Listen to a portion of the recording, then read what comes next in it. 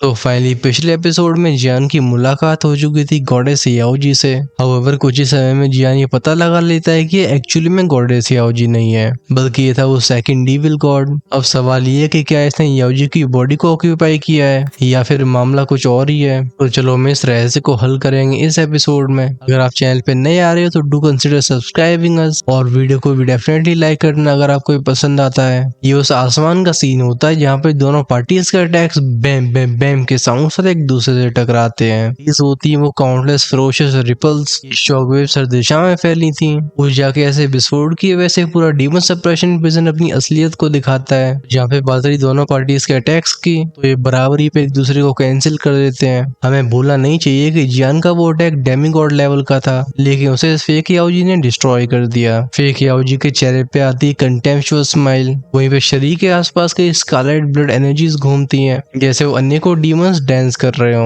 वो एक ही नजर में जान चुकी थी इस लड़की की स्टैंड भी नॉर्मल नहीं है। अगर चीजों को लंबे समय तक खींचा गया तो हो सकता है डिसएडवांटेज उसकी तरफ आए, इसलिए वो शुरुआत से टाइम वेस्ट करना नहीं चाहती थी। एट द सेम टाइम शाओई और म्यूइंग एक दूसरे को देखते हैं। दोनों समझ गए थे कि यहाँ पे क्या करना है। इस जगह की पर्पल एनर्जी में मिले हुए वो क्रिम्सन ऑरे ये इनकी बॉडी को चबाने की कोशिश कर रहे थे। खैर क्योंकि जियान का फ्लेम मंत्र एक्टिवेट हो चुका होता है तो उसे एनर्जीज परेशान नहीं करती, लेकिन म्यूइंग के होते एक्सप्रेशन शार्प वो एक्टिवेट कर देती है टेक्निक मैजिक पियानो। उसके शरीर से दो डरावनी एनर्जीज एक साथ इरप्ट होती हैं। वो क्रैक बूम की साउंड गूंजती है, लेकिन जब ये दुश्मन की ऊर्जा के संपर्क में आई थी हम इसे ओवरवेल्म होते हुए देखते हैं। और ऐसा होना नॉर्मल भी था क्योंकि दोनों पार्टीज के बीच की कल्टिवेशन गैप काफी ज्यादा बड़ी होती है। वहीं पे जब जियान म्यूइंग और शाओई को डेस्परेट सिचुएशन में फंसते हुए देखता है वो समझ जाता है कि पूरी जिम्मेदारी उसे ही उठानी होगी। इसी पल म्यूइंग उस लाल रंग के तालाब की तरफ इशारा करके बोलती है, जियान देखो उस पूल के अंदर कोई चीज मौजूद है। उसे शाओलिन शेन की रीइंकार्नेशन इनहेरिटेंस मिली थी जिसमें से धीरे धीरे करके मेमोरीज उसके दिमाग में फ्लो होती हैं। उसे ब्लड रेड एनर्जी के बारे में भी थोड़ी सी इन्फॉर्मेशन मिलती है।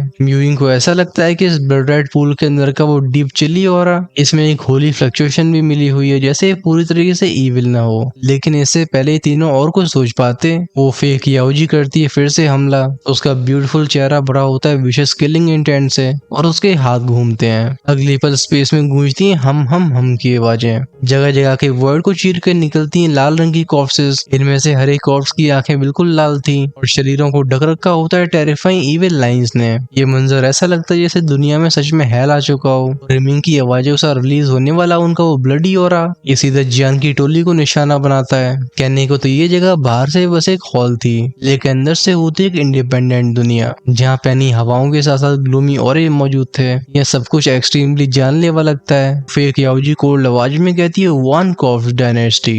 एट द सेम टाइम उसके दोनों हाथ बहुत तेजी से हैंडसील्स को चेंज करते हैं। हमारा फोकस जियान की तरफ गया था जिसकी बॉडी को एंडलेस थंडर और फ्लेम्स ने ढक रखा था। वो जब इस फिल्दी डीमन सप्रेशन प्रिजन को देखता है जियान कहता है इविल कॉर्प्स गॉड की पावर सच में टेरिफाइंग है। और अब जब वो गॉडेस याओजी की पावर को भी कंट्रोल कर रही है तो शायद होली फ्लेम और ली लॉर्ड की थंडर के पास ही वो पावर है जो उसे खतरा पहुंचा सके। क्योंकि जियान ऑलरेडी एक्सपीरियंस कर चुका था कि नॉर्मल डेमीगॉड लेवल की दो स्किल्स भी उसे फेटल डैमेज नहीं पहुंचा सकती।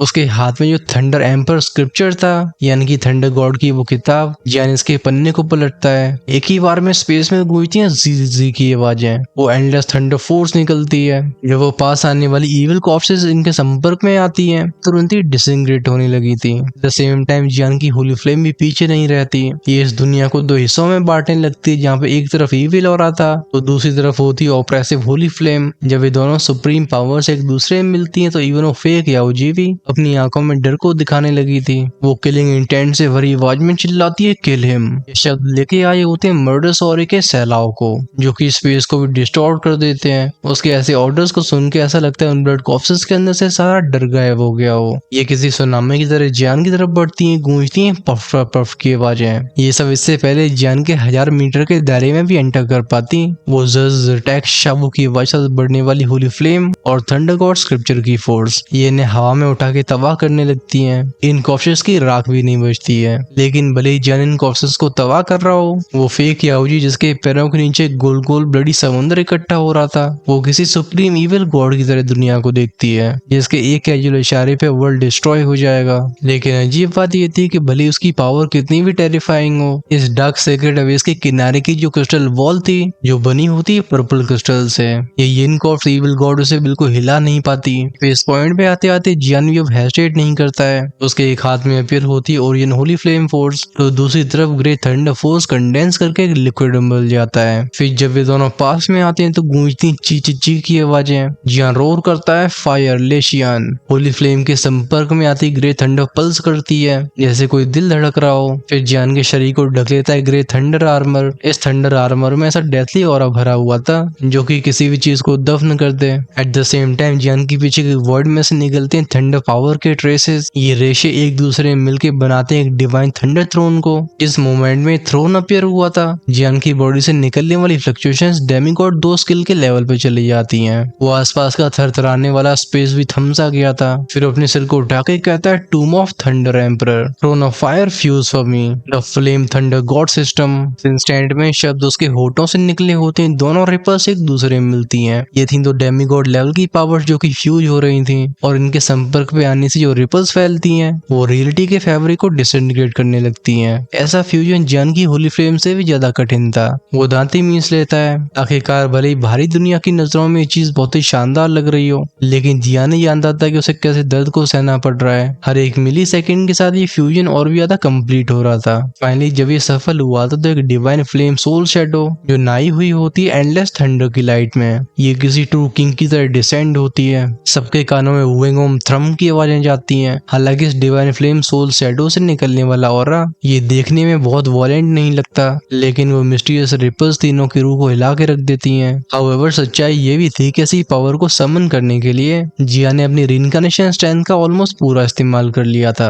इसी मोमेंट में सामने का अटैक भी बढ़ता है। जियान भी रुकता नहीं है। वो कहता है जाओ। ये दोनों सुप्रीम अटैक्स एक दूसरे को अप्रोच करते हैं। टकराने से पहले ही दोनों तरफ की डिस्ट्रक्टिव पावर एक दूसरे को कैंसिल करने लगती है। गूंजती है वो क्रैकिंग ची ची ची की आवाजें। ये दुनिया कोलैप्स होने लगी थी। ये कहना गलत नहीं होगा कि जियान की ट्रू किलिंग मूव होती है। हाउएवर जस्ट जियान का किलिंग इंटेंट बिल्कुल पीक पे पहुंचने वाला होता है तभी लिटरली का रिइंकार्नेशन मार्क हुआ था अनस्टेबल। इसमें से बज के साउंड से अचानक से वॉलेंट फ्लक्चुएशन निकली थी। उसकी बॉडी ट्रेम्बल होती है जैसे कोई अनजानी फोर्स उसे कंट्रोल करने की कोशिश कर रही हो। चावी अचानक से चिल्लाता है सेकंड ब्रदर ये मेरे मास्टर की होली बॉडी है। ऊपर आसमान में जियान जो कि टेरिफाइंग किलिंग इंटेंट से भरा हुआ था वो नीचे देखता है उस फेक याओजी को। ये भले भी थोड़ा सा सरप्राइज हो गई हो लेकिन चेहरे पे कोई भी पैनिक नहीं था, बल्कि आ चुकी होती है ग्लूमी स्माइल। फिर वो तेज हंस के बोलती है हा मैंने याओजी को डिवोर कर लिया है। अगर आज मुझे कुछ भी हो जाता है तो मेरे साथ याओजी की बॉडी और सोल भी तबाह हो जाएगी। फिर वो डायरेक्टली जियान को देख के एक एक शब्द बोलती है तुम, क्या तुम्हारी मुझे मारने की हिम्मत है। जब लिटरली ने ऐसे सीन को देखा था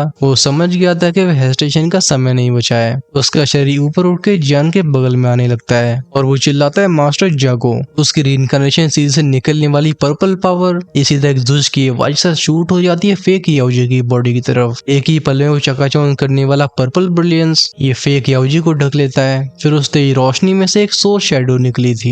ये हल्की और फ्लिकरिंग होती है जैसे चमचम आ रही हो, लेकिन अनमिस्टेकेबल ये थी याओजी। इस पर सब कुछ जम गया था। लिटरली जियान और मियूंग सोल शैडो को देखते हैं कि चेहरों पर मिक्स्ड इमोशंस थे। वो सोल शैडो कुछ समय तक तो शांत रहती है, फिर तीनों के कानों में जाती है वो एक्सट्रीमली जेंटल आवाज। और रियल याओजी जो कि अपनी सोल बॉडी के फॉर्म में थी वो कहती है तुम तीनों लिटिल वंस तुमने बहुत हार्ड वर्क किया। इन शब्दों को बोलने के बाद उन्होंने अपने सिर को घुमाया था और आंखों की जो भी सॉफ्टनेस होती है वो गायब हो गई थी। जो उसके बदले में आई थी वो थी कोल्ड स्माइल। सीधा देखती है उस फेक याओजी की पोजीशन की तरफ। इस मोमेंट में चाहे जियान हो या फिर बाकी के दोनों, इन्हें दुनिया और भी ज्यादा अजीब लगती है क्योंकि एक तरफ खड़ा होता है सोल अवतार और दूसरी तरफ फिजिकल बॉडी थी। इन दोनों में से कौन रियल है कौन फेक ये अब भी कहना मुश्किल है। जिस मोमेंट में याओजी की सोल उस बॉडी से सेपरेट होती है तो वो फेक याओजी जिसे ढक रखा था ब्लड कलर की रिपल्स ने वो पूरी तरीके से हिल जाती है। वो चंबे से भरी आवाज में कहती है याओजी नहीं ये पॉसिबल नहीं है। उसकी आंखों में डिसबिलीफ और आवाज पैनी हो चुकी थी। वो चीखती है तुम तो मेरे द्वारा सॉल्व करी आ चुकी हो, फिर तुम यहाँ अपीयर कैसे हुई। हालांकि शुरुआत में उसे भी एडमिट करना पड़ेगा कि याओजी को उसने पूरी तरह से रिफाइन नहीं किया था, लेकिन सच्चाई तब भी ये होती है कि याओजी को निगल लिया गया था और उनके शरीर को भी नियंत्रण कर चुका था। फिर वो सोचता है याओजी की पावर्स के बारे में, तो शुरुआत से वो किसी हायर मेथड का इस्तेमाल करके उसके शरीर के अंदर छिपी हुई है। हमारा फोकस जाता है याओजी की सोल के ऊपर जो कि उसे कोल्ड एक्सप्रेशन के साथ देख रही होती है। आंखों में कोई पैनिक नहीं बल्कि बस इंडिफरेंस था। वो कहती है तुम्हें सच में लगता है कि बस तुम्हारी वो 8th रिइंकार्नेशन की स्ट्रेंथ मुझे रिफाइन करने के लिए क्वालिफाइड है। ये बोलने का लहजा बिल्कुल फ्लैट था और हर एक शब्द प्रेशर से भरा होता है। वो कंटिन्यू करती है, मेरा तुम्हारे द्वारा निगले जाना ये मेरा लास्ट रिजॉर्ट था। ये शब्द आसमान के वातावरण को बदल देते हैं। उस गॉड सीन इविल गॉड की आंखें हो जाती हैं और भी ज्यादा डार्क। इवन उसके आसपास की इविल फ्लक्चुएशंस भी ढहने लगी थी, क्योंकि जब तक वो जियान को फेस कर रहा था अलग बात थी, लेकिन अब जब उसके सामने याओजी की सोल शैडो खड़ी हुई है उसके पास भी ज्यादा आत्मविश्वास नहीं होता है। लेकिन याओजी तुरंत ही कोई मूव नहीं करती, बल्कि वो अपने सिर को घुमाती है उस क्रिस्टल लेयर की तरफ जो कि इस दुनिया को सील कर रही थी। नजरें उस परत पे काफी समय तक रहती हैं, जैसे कुछ कंफर्म कर रही हो, और करीब 2 से 3 सेकंड के बाद ही उनके एक्सप्रेशन थोड़े से रिलैक्स होते हैं। वो बड़बड़ाती हैं, एज एक्सपेक्टेड वो ऑरा जा चुका है। उनकी इस बात को सुन के जियान गहरी सांस भरता है। शाओयू म्यूंग को अपने पीछे कर देता है। हालांकि वो अभी याओजी की एग्जैक्ट सिचुएशन के बारे में पता नहीं लगा पा रहा था, लेकिन एक चीज वो अच्छे से फील कर पाता है कि सोल शैडो की अभी की पावर ये उस सेकंड इविल गॉड को पूरी तरीके से सप्रेस करने के लिए काफी नहीं है। जियान एक गहरी आवाज में कहता है, सीनियर प्लीज इन्हें प्रोटेक्ट करो, तब तक इसे मैं संभालता हूँ। जियान के इन शब्दों को सुन के याओजी के चेहरे पे हल्की सी स्माइल आती है। वो उसे देख के अप्रिसिएशन के साथ बोलती है, शाओक्लेन के डिसेंडेंट्स का ऐसा करेज लगता है ये इस एरा में भी कम नहीं हुआ है। फिर वो अपने सिर को हिलाती है, उनकी आवाज हो जाती और भी एंशिएंट। वो कहती हैं, लेकिन इस बार इसकी कोई जरूरत नहीं है। जिस मोमेंट में शब्द फैले थे वो फेक याओजी अब होल्ड बैक नहीं करता। उसका कदम हवा में पड़ा था। फिर बूम की आवाज के साथ रिलीज होती है वो इविल पावर, जिसमें याओजी की अजीब सी विचक्राफ्ट फोर्स भी मिक्स होती है। वो इन दोनों फ्लक्चुएशंस को अपनी हथेली पे इकट्ठा करके पुश करता है याओजी की सोल शैडो की तरफ। ये पाम अटैक देखने में भले कैजुअल और सिंपल लगे, लेकिन जिस पल ये आगे बढ़ा था ये पूरा हॉल ही कांपने लगता है, मानो ये दुनिया किसी भी पल कोलैप्स हो जाएगी। ऐसे टेरिफाइंग प्रेशर के सामने शाओयू और म्यूइंग इनके रोंगटे खड़े हो जाते हैं। दोनों तैयार करते हैं अपनी पूरी स्ट्रेंथ को, जिससे अगर मौका पड़ा तो याओजी की सोल शैडो को प्रोटेक्ट करेंगे। लेकिन नेक्स्ट मोमेंट में बस याओजी की हंसी की आवाज गूंजी थी। ये साउंड होता है कंटेम्प्ट से भरा हुआ। वो एक शब्द कहती हैं, विचक्राफ्ट। जिस पल उनका शब्द फैला था वो फेक याओजी हम अचानक से उसके एक्सप्रेशन को बदलते हुए देखते हैं, क्योंकि उसके शरीर को एक ब्लेजिंग फ्लेम ढक लेती है। इसकी पावर बहुत तेज, बहुत वायलेंट नहीं थी, लेकिन लगता है उस सीक्रेट फ्लेम ने एक ब्लैक शैडो को खींच लिया हो। वो बाहर निकलने वाला काले रंग का धुआं चर्न होता है। इसमें से ची ची की आवाजें निकलती हैं। फिर इसके अंदर से एक पफ का साउंड गूंजाता, जैसे इसने खून की उल्टी की हो। वो कॉर्प्स इन इविल गॉड बोलता है, समखना। इस पर सब स्टंड हो गए थे। शाओयू और म्यूंग, जिन्हें याओजी की सोल शैडो की अभी चिंता थी,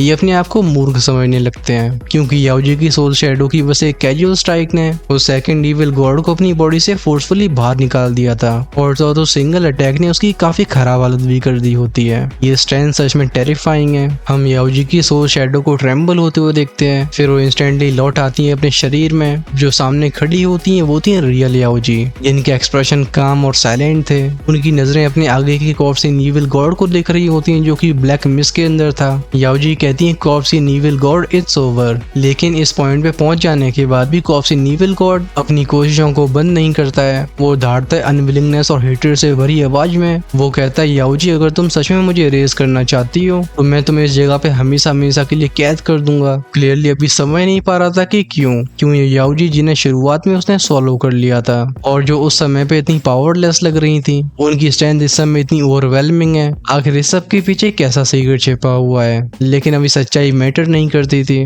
क्योंकि उस पहली एक्सचेंज में कॉर्प्स इन इविल गॉड पूरी तरीके से डिसएडवांटेज में चला गया होता है, और इस मौके को जियान कैसे गवाता। उसका फिगर फ्लैश होता है, साथ में मूव होते हैं शाओयू और म्यूइंग भी। ये एक ही पल में उस ब्लैक में उसको 3 दिशाओं से घेर लेते हैं। वो इस पॉइंट पे बिल्कुल नहीं चाहते थे कि यहाँ से एस्केप कर जाए। जियान कहता है, इन कॉर्प्स इविल गॉड सबमिट। अभी जो हेट्रेड उसके अंदर से रिलीज हो रही होती है वो ऐसा लगता है जैसे उसकी ब्लड लाइन से आई हो, क्योंकि सामने खड़ा एग्जिस्टेंस होता है सेकंड इविल गॉड, एक टेरिफाइंग विंग जिसकी इविल रेस में भी पूजा होती है। अगर वो उसे जिंदा कैप्चर कर पाए तो ये बहुत क्रूशियल इंफॉर्मेशन को हासिल कर पाएंगे। वो फॉरेन इविल रेस और वॉर की जानकारी और पर्दे के पीछे छिपे होने वाली सारी मिस्ट्रीज। लेकिन जब कॉर्प्स इन इविल गॉड जियान के शब्दों को सुनता है, उसके मुंह से निकलती एक श्रील हंसी की आवाज। फिर उस काले धुएं के अंदर का वो कमजोर सा फिगर ये एबनॉर्मल तरीके से फूलने लगता है। इसमें से सुनाई देती है क्लंच क्लंच क्रैकिंग आवाजें और वो तेज हवाओं की आवाजें। वो साफ तौर पे फील कर चुका था कि सिचुएशन से बचने का कोई चांस नहीं है, इसलिए वो एक खतरनाक चुनाव को करता है। वो कहता है, अगर मेरे हजारों टुकड़े क्यों ना हो जाएं,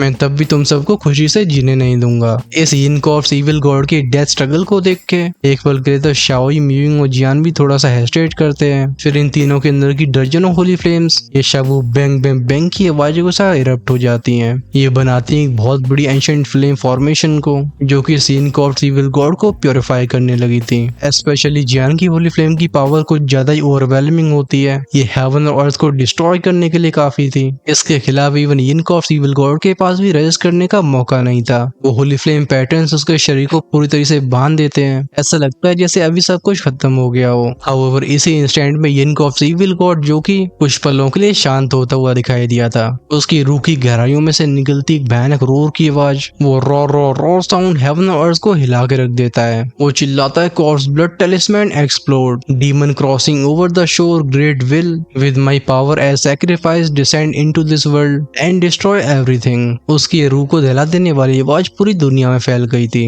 यिन कॉर्प्स इविल गॉड की बॉडी से अनेकों इविल पावर्स बाहर निकलने लगती हैं। ये धीरे धीरे मिलके बनाती है एक्सट्रीमली इविल पैसेज को। ये रास्ता जिस पर अपने आकार को लेने लगा था, जियान के शरीर की सारी होली फ्लेम्स भयानक तरीके से बर्स्ट करती हैं। इवन बाकियों के पास जो भी आर्टिफैक्ट और ट्रेजर्स होते हैं, सब अपने आप ही कांपने लगे थे, मानो कोई ऐसा एग्जिस्टेंस जो कि इस दुनिया को बिलोंग नहीं करता, वो किसी दूर अनजानी जगह से इन्हें देख रहा है। जियान के हावभाव बुरी तरीके से बदले थे। वो दांती म्यूज के बोलते हैं नॉट गुड, लेकिन इससे पहले वो सेंस भी कर पाता है एक हॉरिफाइंग इविल फोर्स जो कि एब्सोल्युटली सबको क्रश कर सकती थी। वो उस पैसेज से अपने पंजों को निकालने की कोशिश करती है। बट एग्जैक्टली इसी क्रिटिकल मोमेंट में हमारा फोकस जाता है याओजी के ऊपर, जिनके चेहरे पे कोई भी पैनिक नहीं था, बल्कि उनके शरीर की पावर धीरे से राइज होती है। फिर उनकी बॉडी में बचा रह जाने वाला सारा इविल ऑरा एक ही बार में बाहर फेंक दिया गया था। जैसे उनकी बॉडी की वो एलिगेंट लाइट वापस लौटती है, लेकिन वो सीधा उस पैसेज को डिस्ट्रॉय नहीं करती और ना ही रोकती उस बीइंग को यहाँ पे आने से, बल्कि उनकी हथेली इशारा करती है उस ब्लड रेड पूल की तरफ, मानो वो कुछ ऐसा सम्मन कर रही हो जो उन्हें बिलोंग करता है।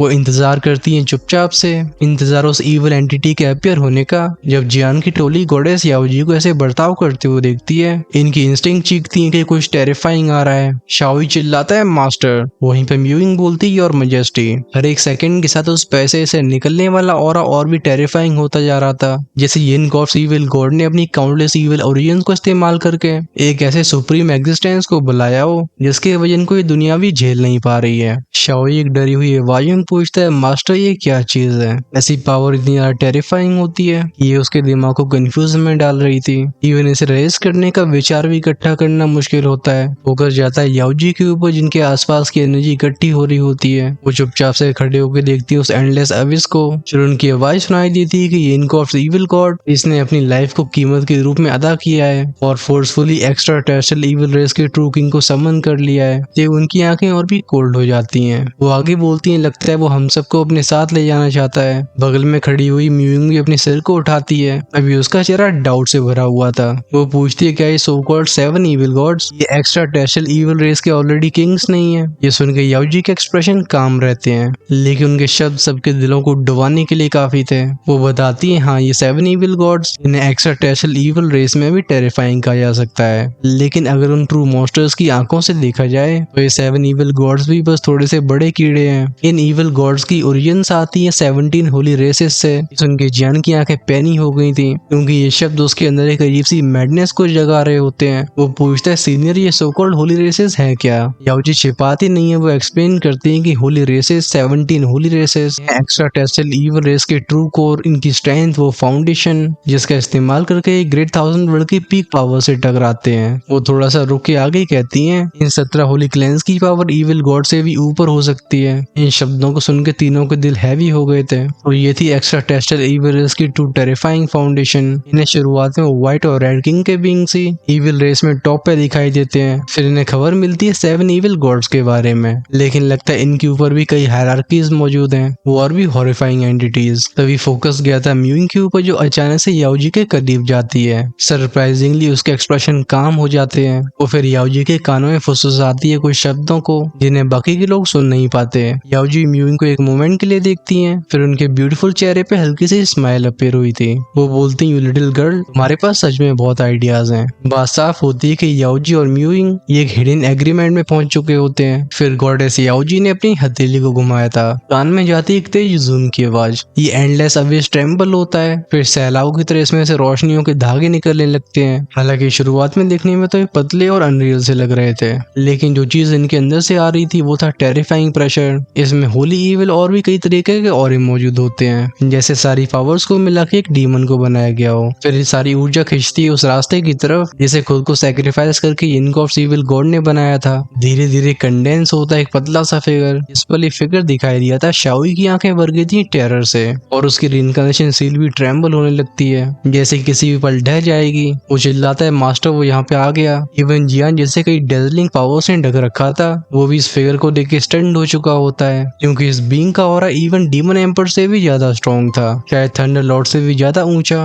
ये अब तक की उन सारे एग्जिस्टेंस से ताकतवर होता है जिन्हें जियान ने जाना है। ये साफ तौर पे एक्स्ट्रा टेस्टल ईवल इसके ट्रू कोर पावर हाउसेस में से एक था। हम अपने फोकस को ले आते हैं उसी ब्लैक शैडो की तरफ जिसकी वो एंशिएंट सुप्रीम प्रेशर से भरी हुई आवाज सुनाई देती है। वो ब्लैक शैडो कहता है याओजी तुम अब भी जिंदा हो। फिर उसके ऊपर के स्पेस में से खुलती एक बहुत बड़ी काले रंग की आंख जो कि नीचे देखने लगी थी। इसकी बस एक नजर से जमीन और आसमान थरथराने लगते हैं। बीइंग को सबसे आगे फेस करने वाली याओजी कदमों को बढ़ाती है। शरीर से थ्रम के साउंड से रिलीज होता है वो एंडलेस पर्पल ऑरा जो कि तुरंत ही अनेकों डिवाइन फ्लक्चुएशंस को बना लेता है। इस मोमेंट में उनका ऑरा एक्चुअली में उस ब्लैक शैडो के बराबर था। याओजी कहती है अगर मैंने तुम सबको खत्म नहीं किया तो तब तक मेरा फॉल कैसे हो सकता है। हालांकि उनका बोलने का लहजा शांति से भरा होता है लेकिन जियान किलिंग इंटेंट को अच्छे से फील कर पा रहा था। वो ब्लैक शैडो याओजी को देखती है, उसके मुंह से एक मॉकिंग हंसी की आवाज निकलती है। फाइनली उसकी नजरें घूमती हैं जियान, शाओई और म्यूइंग के ऊपर। वो फिर प्लेफुल आवाज में कहता है अभी तुम्हारे पास इन तीनों को प्रोटेक्ट करने की पावर नहीं है।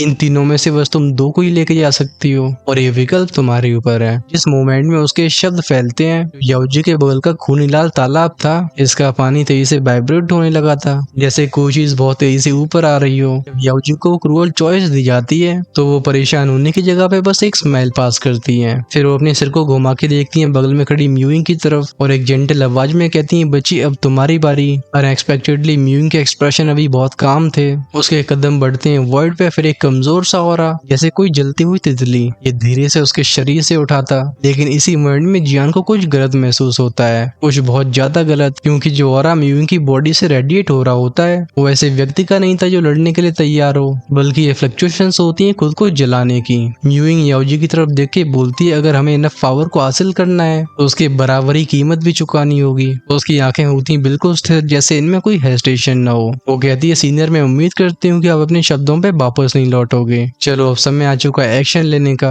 अगले इंस्टेंट में उसके शरीर में से 5 होली फ्लेम्स बैम बैम बैम बैम की आवाजों के साथ अपने आप को 5 आंखें खंभों बदल के ऊपर उठ जाती हैं। फिर ये उसके सामने मर्ज होने लगी थी। देखते ही देखते फॉर्म होता है एक छोटा सा फायर लोटस और जिस पल जियान ने इसे देखा था उसके एक्सप्रेशन बदल चुके होते हैं। वो चिल्लाता है यिंगर तुम क्या कर रही हो। वो बिना हेजिटेशन के इरप्ट करता है अपनी सारी पावर को। साथ में आंखों में फ्लैश हुई थी वो फियर्स डिमोनिक ग्लो जैसे वो डेविलिश ऑरा किसी समय इरप्ट हो सकता हो, क्योंकि अभी जो म्यूइंग कर रही है वो सेल्फ डिस्ट्रक्शन के बराबर है, एक सैक्रिफाइस जिसमें उसकी जिंदगी जल जाएगी। बगल में खड़े शाओई की आंखें भी बिल्कुल लाल हो चुकी होती हैं। उसके शरीर में से निकलता है चिलिंग किलिंग इंटेंट। वो गॉडेस याओजी की तरफ देख के बोलता है मास्टर आप। वो एब्सोल्युटली बिलीव नहीं कर सकता था कि याओजी एक इस लेवल का सुप्रीम एग्जिस्टेंस इस सर्वाइवल बैटल में म्यूइंग को मरने देगा। ये लिटरली के लिए बिल्कुल अनएक्सेप्टेबल था। लेकिन जब गॉडेस याओजी शाओई और जियान के रिएक्शन को देखती है कुछ बताती नहीं है, बस अपने हाथ को घुमाती है। फिर इसमें टीयर का साउंड गूंजता है जिसमें से निकलने वाला एक पर्पलिश डिवाइन ऑरा जियान और शाओई को इम्प्रिजन कर लेता है। ये पूरा सीन 1 सेकंड से भी कम के समय में हो गया था।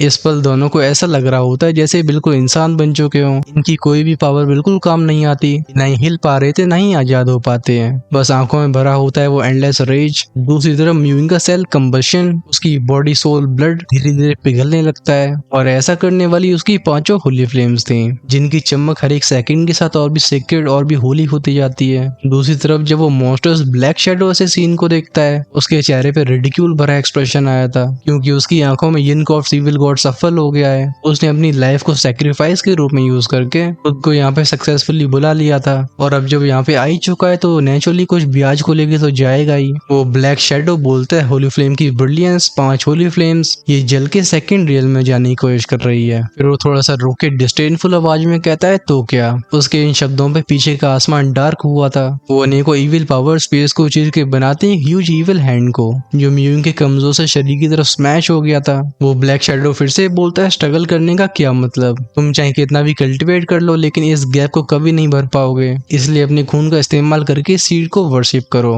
जब जियान इस मंजर को देखता है वो इंड्योर नहीं कर पाता। शरीर से डेविल पावर लीक होती है, गूंजती है क्लेंच की आवाजें, जैसे वो फोर्सफुली याओजी की सील को तोड़ना चाह रहा हो। ये डेविलिश डार्क ग्रीन ऑरा किसी वॉल्केनो की तरह था जो कि हजारों सालों तक शांत रहने के बाद अचानक से इरप्ट होने लगा था। वो भयानक बूम का साउंड गूंजता है। जियान कहते हैं हो याओजी सॉरी, लेकिन मैं इसे कुछ नहीं होने दे सकता। जब शाओई ने जियान के ऐसे अवतार को देखा तो उसकी आंखें हेट्रेड और किलिंग इंटेंट से भर गई होती हैं। वो भी चिल्लाता है हाँ सेकंड ब्रदर, मैं भी आपके साथ चलूंगा। फिर अचानक से उसका हाथ जाता है अपनी रिइंकार्नेशन सील के ऊपर और गूंजती उसकी फुल डिस्पेयर और मैडनेस से भरी हुई आवाज जो कहता है सीनियर, ये रिइंकार्नेशन सील मेरे लिए अब वर्थ इट नहीं है। उसे अच्छे से बताता है कि अगर उसने इस रिइंकार्नेशन सील को फोर्सफुली हटाया उसे घातक चोट लग सकती है और इवन याओजी को भी सामना करना पड़ेगा टेरिबल बैकलैश का। बट इस पर सब कुछ आउट ऑफ कंट्रोल हो रहा था। जब याओजी जियान और शाओई को एक साथ पागल होते हुए देखती है वो एक हेल्पलेस आवाज में कहती है बच्चे सच में इम्पेशेंट हैं। साफ तौर पे इन दोनों ने कुछ गलत समझ लिया था।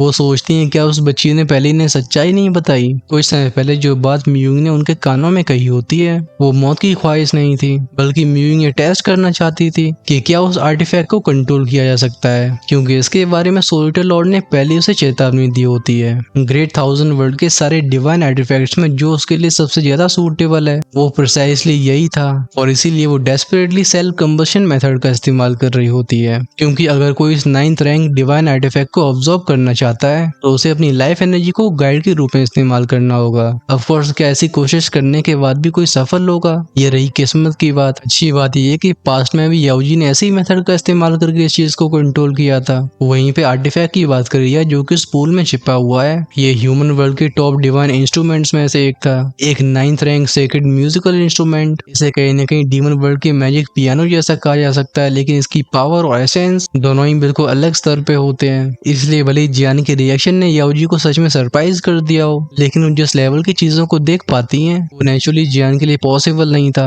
और ना ही वो उसे कुछ भी गलत करने देंगे। इसलिए जब सिचुएशन आउट ऑफ कंट्रोल होती हुई दिखाई देती है तो वो फोर्सफुली इन्हें सप्रेस कर देती है। फिर उसके बाद उस ब्लडी पूल के अंदर का मामला हो जाता है और भी वॉलेंट। पानी के अंदर छिपी हुई मॉन्स्टर स्कारलेट डिमोनिक एनर्जी ये होली फ्लेम्स के द्वारा टेरिफाइंग स्पीड से प्योरीफाई होने लगती है। आसमान में उठते हैं वाटर पिलर्स जिनके अंदर कुछ होली चैंटिंग की आवाजें सुनाई दे रही थी। फाइनली म्यूइंग की कॉल को सुनते हुए वो डिवाइन आर्टिफैक्ट पूरी तरीके से बाहर आ जाता है। इस चीज की सतह को ढक रखा होता है बहुत सारी खूबसूरत लाइंस ने और इसका हर एक कर्व हर एक मोड़ ऐसा लगता है हेवन ने खुद बनाया हो। इसके अपीयर होती दुनिया में एक डिवाइन मेलोडी फैलती है, लेकिन ऊपर का इविल शैडो इन्हें ये मौका नहीं देना चाहता था। वो कोल्ड आवाज में चिल्लाता है फॉल फॉर मी। वो मॉन्स्टर सिविल पावर तुरंत ही ढक लेती है म्यूइंग को। वहीं पे उसके सर के ऊपर की ह्यूज इविल आई, इसमें से ऐसी सुप्रीम इविल फोर्स निकलती है जो कि हेवन और अर्थ को चीरते हुए सीधा म्यूइंग की लाइफ फोर्स को निशाना बनाती है। ये सब कुछ बहुत तेज हुआ था, लेकिन इससे पहले म्यूइंग सच में डिस्ट्रॉय हो पाती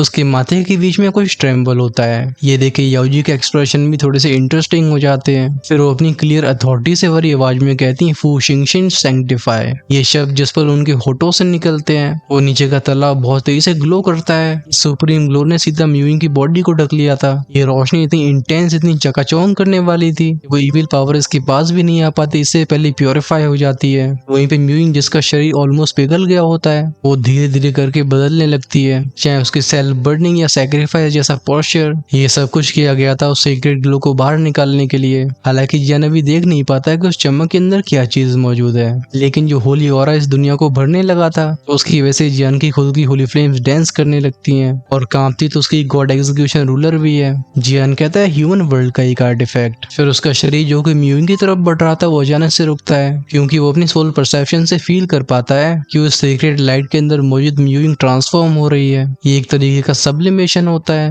वहीं पे जब उस इविल शैडो ने सीन को देखा था वो कोड स्नॉट करके बोलता है फुलिश, याओजी तुमने बस कुछ चीटियों के लिए एक्चुअली में अपने खुद के डिवाइन इंस्ट्रूमेंट को दे दिया। फिर उसका किलिंग इंटेंट और भी हाई हो गया था। वो आगे बोलता है ठीक है आज मैं तुम्हें यहाँ पे खत्म कर दूंगा। ये कहती उसके शरीर में से बहने लगती इविल पावर और टेरिफाइंग फोर्स उसके ऊपर इकट्ठी होने लगी थी। हाउएवर याओजी उसे फूटी नजरों से नहीं देखती, वो बल्कि म्यूइंग को देख के बोलती इस लड़की की रोशनी और वो सीक्रेट ऑरा इस पूरी दुनिया में बहुत रेयर है, इसलिए आज मैं उसकी मदद जरूर करूंगी। अभी लिटरली जो कि अपनी रिइंकार्नेशन सील को निकालने की कोशिश कर रहा था वो भी रुक गया होता है, क्योंकि चीजें वैसी नहीं है जैसी वो ऊपर से दिख रही हैं। याओजी उठाती है अपने हाथों को और उनकी आंखें लॉक हो जाती है उस मॉन्स्टर्स इविल शैडो के ऊपर। वो भी एक स्नीरिंग आवाज में कहती है, होली डीमन किंग तुम सही हो, मेरी अभी की स्टैंड के साथ में इन तीनों को प्रोटेक्ट नहीं कर सकती, लेकिन भूलो मत मैं होली किंग की वुमन हूँ। क्या तुम्हें सच में ऐसा लगता है कि मैं यहाँ पे बिना प्रिपरेशन के आई हूँ? जिस पल वो दो शब्द होली किंग बोले गए थे वो ब्लैक शैडो ट्रेम्बल हो जाता है। उसने अपनी जिस आवाज को अब तक मेंटेन करके रखा था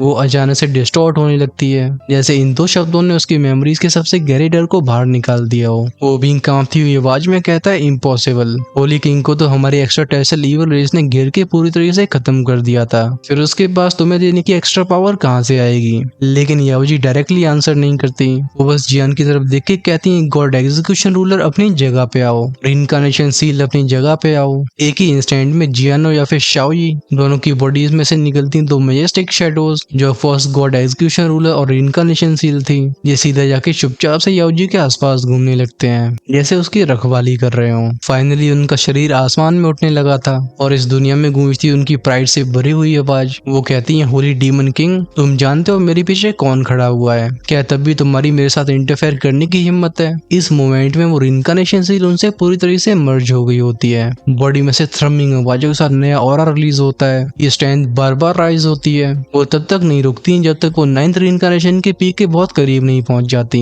फिर गॉड एग्जीक्यूशन रूलर की ब्लेसिंग के साथ याओजी की बैटल पावर राइज होती एक और लेवल तक। इस पर उनकी बॉडी से निकलने वाली फ्लक्चुएशंस इनके सामने दुनिया के लॉस झुकते हैं। वो evil being Holi demon king देखता है गॉड एग्जीक्यूशन रूलर को जो कि याओजी के आसपास घूम रही थी। इसकी होली फ्लेम ब्रिलियंस बिल्कुल अनंत लगती है। वो हर एक rotation extra ordinary divine power को रिलीज करती है। ये सीन उस इविल शैडो को अपनी जगह पे जमा देता है क्योंकि इस रूलर को देखे हुए से कितना भी समय निकल चुका हो वो इसे एक ही बार में पहचान लेता है। ये था उसका ट्रू नाइटमेयर। वो अपनी फटी हुई यानी कि होर्स आवाज में कहता है, गॉड एग्जीक्यूशन रूलर, लेकिन याओजी उसे रिकवर करने का मौका नहीं देती।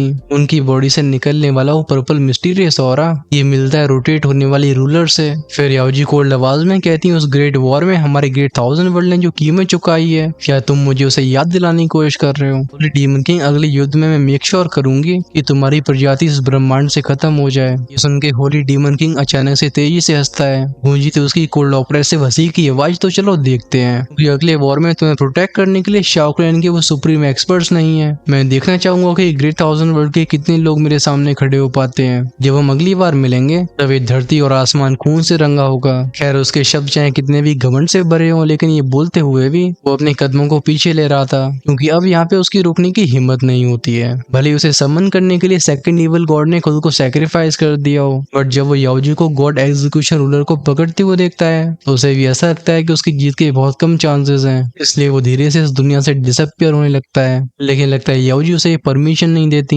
गूंजती उनके मैजेस्टिक जजमेंट और एग्जीक्यूशन से भरी हुई आवाज जो थी गॉड स्लेइंग। अगले मोमेंट में उनका हार्ट ट्विस्ट हुआ था गॉड एग्जीक्यूशन रूलर ये हल्का सा अपनी जगह पे हिलती है। फिर ऐसा लगता है पूरी दुनिया ही श्रिंक हो गई हो। एक ही इंस्टेंट में वो रास्ता जिससे वो इविल एंटिटी आई थी वो कम्प्लीटली सील हो जाता है। पूरे वर्ल्ड में फैलती हैं भयानक रिपल्स। इवन वो पर्पल क्रिस्टल लेयर जिसने डीमन सप्रेशन प्रिजन को घेर रखा था उसमें भी अचानक से बनती है बड़ी सी दरार। ये एक अटैक इतना तेज था कि शाओई और बाकी लोग इसे देख भी नहीं पाते हैं। सबसे अचंभित कर देने वाली बात ये होती है कि गॉडेस याओजी ने इसे एफर्टलेसली अनलीश किया था, बट इसके अंदर की पावर जियान की स्ट्रॉन्गेस्ट स्ट्राइक से भी ज्यादा खतरनाक थी। जब वो अटैक खत्म हुआ था तो लगता है रिइंकार्नेशन सील की बहुत सारी पावर इस्तेमाल हो गई होती है, इसलिए शाओई वहीं पे बेहोश हो जाता है। अगर याओजी और जियान उसे प्रोटेक्ट नहीं कर रहे होते तो वो प्रेशर उसे क्रश कर सकता था। जहाँ तक बात रही म्यूइंग तो उसके शरीर को भी उस डिवाइन पावर ने ढक रखा था। वो गुजर रही होती है एक बदलाव एक फ्यूजन से। जब गॉडेस याओजी कंफर्म कर लेती है कि क्राइसिस निकल चुका है तो वो गॉड एग्जीक्यूशन रूलर और रिइंकार्नेशन सील को लौटा देती हैं। फिर अपनी ड्रेस की सिलवटों को सही करके वो देखती है म्यूइंग को।